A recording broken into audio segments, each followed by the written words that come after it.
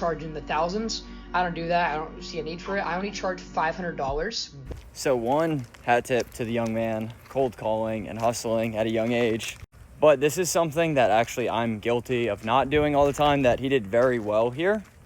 And sometimes I'll withhold the price on my cold calls just to get the meeting, essentially, right?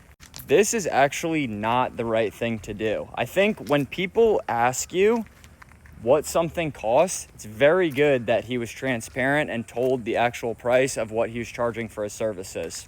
Now, the reason that this is also important, now being a business owner and understanding this a little bit more, is generally speaking, these business owners that you're going to be speaking with or decision makers in any capacity that they might be, they have an understanding of what their budget is.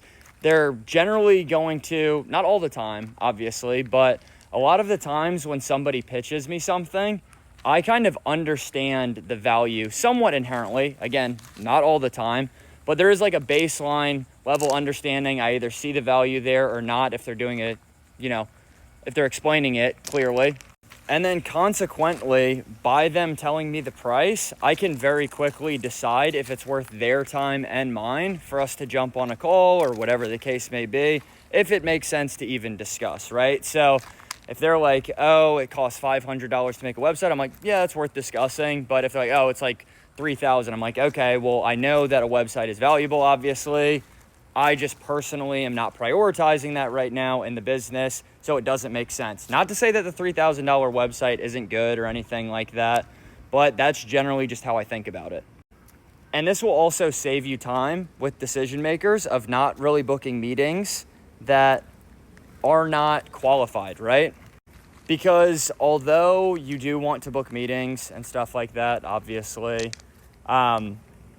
you actually don't want, and I've done this, again, I'm guilty of this in the past, and still somewhat, you don't really want to book meetings with people that have no buying intent. It's just going to be a waste of their time and your time or the account executive's time.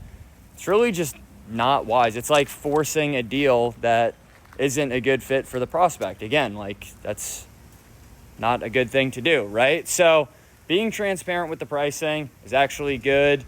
And then if they say that something like I cut the clip off, but if they say that something that's within the budget, now it's actually going into that call, they have a little bit more buying mindset versus you having to price drop on them at the end and make a quick decision and everything like that. This is actually good to kind of prime them going into the call and being like, hey, it costs this much. That specific lady said she needed to talk with her husband.